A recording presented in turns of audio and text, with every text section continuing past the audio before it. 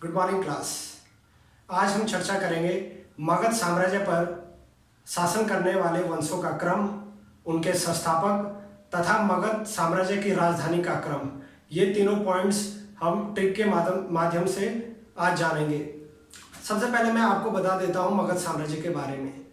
प्राचीन इतिहास में भारत में 16 महाजनपद थे। जिस प्रकार से वर्तमान में आज 28 राज्य है, उसी प्रकार प्राचीन इतिहास में 16 महाजनपद थे। इन्हीं महाजनपदों में सबसे शक्तिशाली महाजनपद मगध साम्राज्य था। इन 16 महाजनपदों की जानकारी हमें बौद्ध ग्रंथ के अंगुत्तर निकाय से, जैन धर्म के भगवती सूत्र से तथा अष्टाध्यायी पुस्तक से मिलती है, जो कि पाणिनि ने लिखी है। 16 महाजनपद, इनकी जानकारी अंगुत्तर निकाय, जो कि बौद्ध धर्म है, बौद्ध ग्रंथ है, भगवती सूत्र,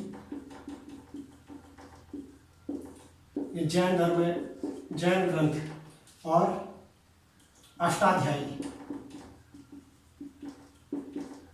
ये पाणिनि की किताब है। संस्कृत व्याकरण की पहली किताब अष्टाध्यायी है, इसीलिए संस्कृत व्याकरण का जनक पाणिनि को कहा जाता है। इन्हीं 16 महाजनपदों में सबसे शक्तिशाली महाजनपद था मगध। तो आज जानेंगे कि मगध पर किन वंशों ने शासन किया था, उनका क्रम जानेंगे। तो मगध पर शासन करने वाले वंशों का क्रम, इसकी ट्रिक है मगध पर शासन करने वाले वंशों का क्रम। हसीन, मासुक, आई, ये ट्रिक है इसकी। तो ह से आ जाएगा हर्यक वंश, सी से शिशुनाग वंश, नौ से नंद वंश, मा से मौर्य वंश, सु से सुंग वंश, क से कर्ण वंश, और आई से आंध्र सातवाहन वंश। आंध्र सातवाहन वंश। तो ये मगध पर शासन करने वाले जो वंश हैं, उनका क्रम है। पहला, दूसरा, तीसरा, चौथा, पांचवा, छठवां और सातवां। अब बात करेंगे इनके संस्थापक। जो ये वंश थे, इनके संस्थापक शासकों की। तो इसकी ट्रिक है, बस में चंद्रापुरी वासी। जिनको चंद्रापुरी नहीं पता है, वो चांदपुर कर सकते हैं। बस में चांदपुर वासी। तो ब से आ जाएगा बिंबिसार। बिंबिसार हर्यक वंश का संस्थापक बिंबिसार। शिशुनाग वंश का 100 से शिशुनाग, तो शिशुनाग वंश का संस्थापक शिशुनाग ही हो जाएगा। नंद वंश का संस्थापक म से महापद्मानंद।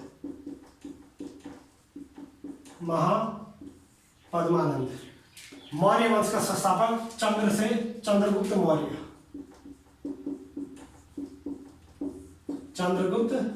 मौर्य।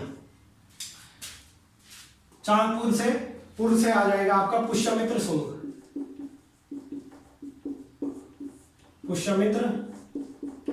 सुंग। वहां से आ जाएगा कर्ण वंश का संस्थापक वासुदेव, और सी से आ जाएगा आंध्र सातवाहन वंश का संस्थापक सिमुक। तो इस प्रकार हर्यक वंश का संस्थापक बिंबिसार, शिशुनाग का शिशुनाग, नंद वंश का महापद्मानंद, मौर्य वंश का चंद्रगुप्त मौर्य, सुंग वंश का संस्थापक पुष्यमित्र सुंग, कर्ण वंश का संस्थापक वासुदेव, और आंध्र सातवाहन वंश का संस्थापक सिमुक हो जाएगा। अब मगध की राजधानियों का क्रम। जो मगध की राजधानी थी, इनका क्रम क्या है? तो सबसे पहले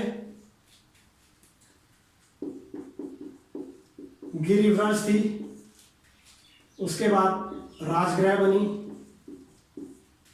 फिर पाटलिपुत्र, पाटलिपुत्र के बाद वैशाली, और वैशाली के बाद फिर से पाटलिपुत्र, फिर से पाटलिपुत्र बन जाती है। तो ये मगध वंश का की जो राजधानी है उनका क्रम है। इसकी ट्रिक है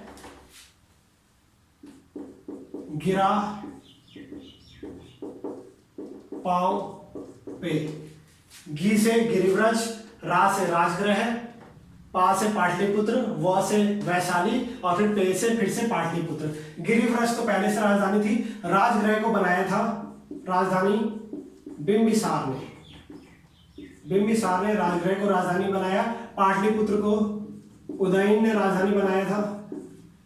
वैशाली को राजधानी बनाया था शिशुनाग ने, और पाटलिपुत्र को फिर से राजधानी बनाया कालाशोक ने, कालाशोक ने। तो इस प्रकार मगध साम्राज्य की राजधानियों का क्रम ये।